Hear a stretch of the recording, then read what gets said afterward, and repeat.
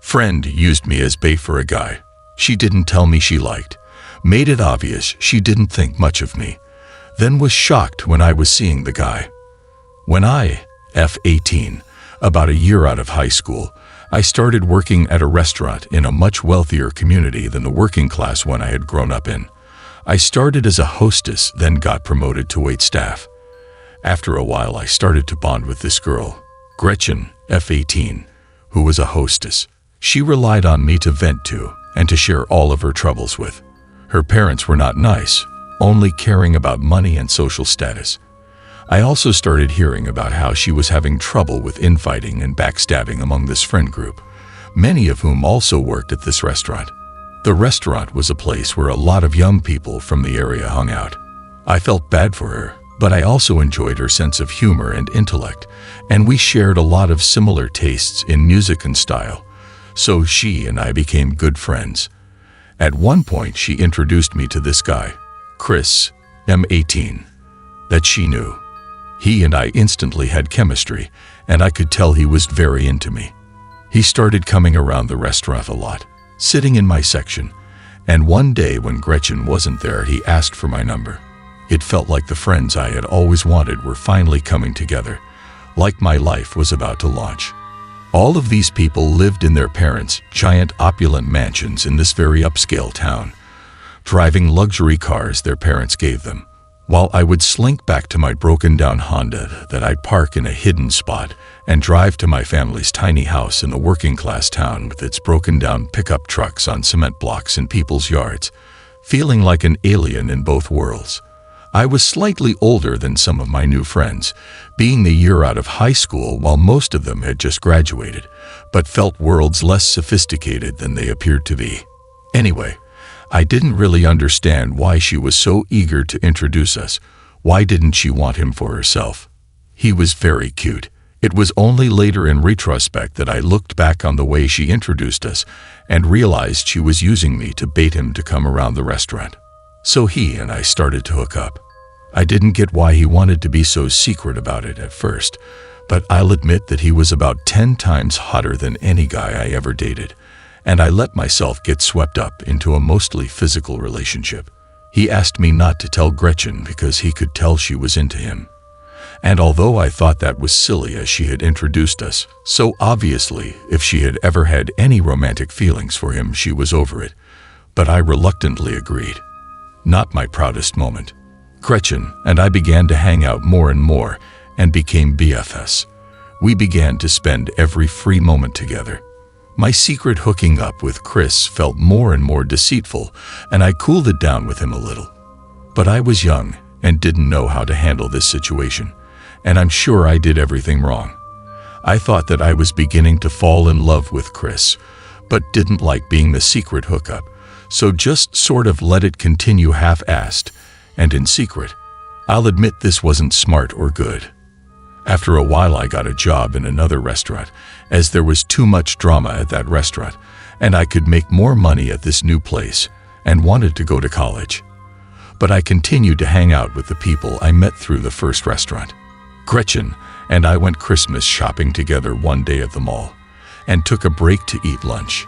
That's when I accidentally got a glimpse of her Christmas present shopping list as she checked it off. She had high dollar values listed next to the names of all of these high status, wealthy, good-looking, and cool people that I suddenly realized she was desperately trying to become good friends with. $100 here, $200 there.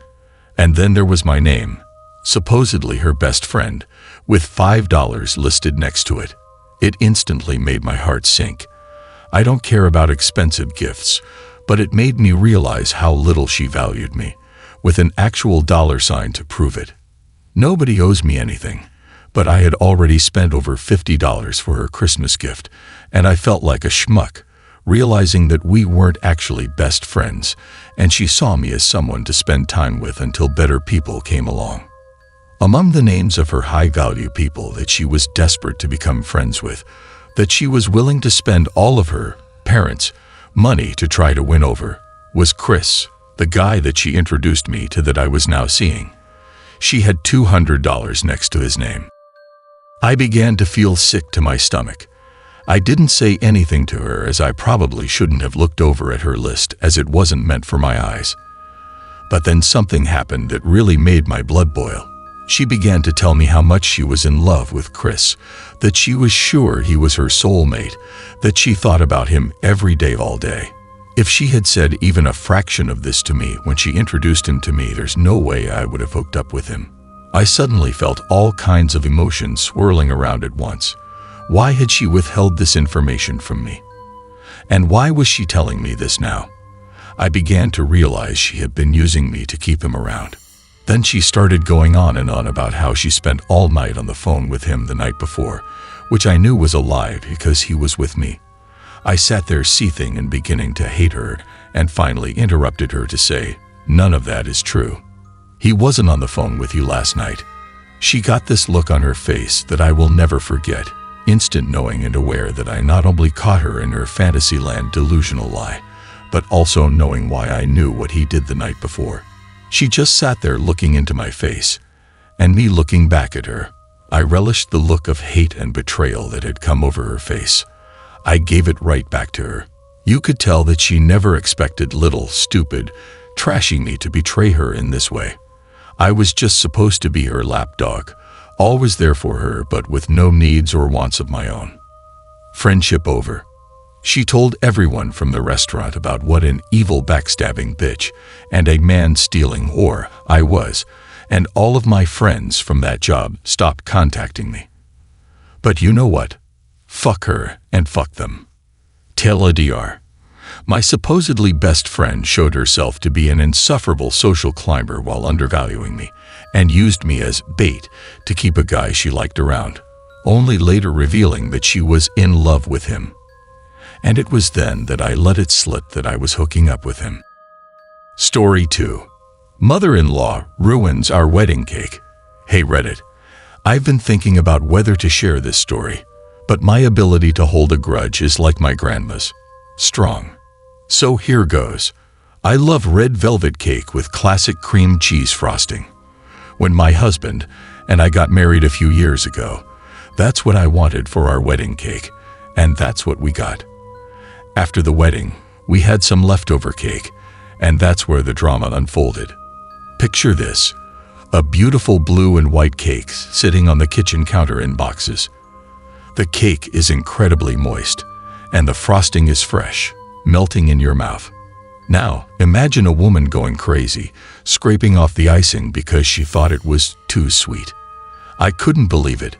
She was scraping off the frosting from our wedding cake that we paid for. My husband said my face looked like I was ready to commit a crime. He asked her if she hit her head that morning because, in what world did she think that was okay? I don't get mad. I get even. Fast forward 2 years, and I'm still thinking about it. Here comes my revenge. We go over for dinner, and my MIL has made a beautiful cake, but it tastes terrible, dry and gross. However, it is pretty, so I'll give her that. She brags about spending all morning decorating it and claims it's her best cake yet. After dinner, we all have a piece of cake with ice cream because the poor thing was so dehydrated. It reminded me of that SpongeBob episode where he and Patrick went to Sandy's house. This is it, the moment I've been waiting for. As she puts the cake into a container, I politely say, "Here, let me." I make eye contact with my husband. He nods, and I proceed to scrape off all the icing and decorations she put on this cake.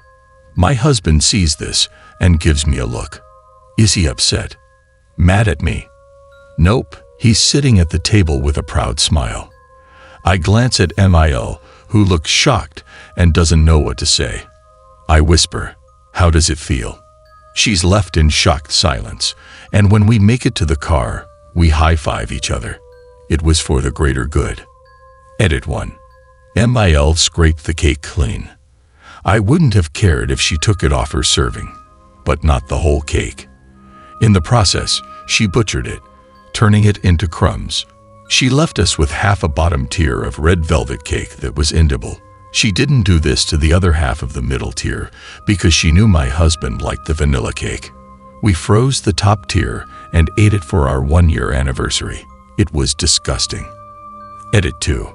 After our wedding night, we stayed at her house to avoid leaving early for our honeymoon. It was the next morning when we caught her. I guess she thought we wouldn't notice, like gremlins came into the kitchen and scraped our wedding cake. The only gremlin I saw was wearing a pink flower bathrobe with 1990 troll hair.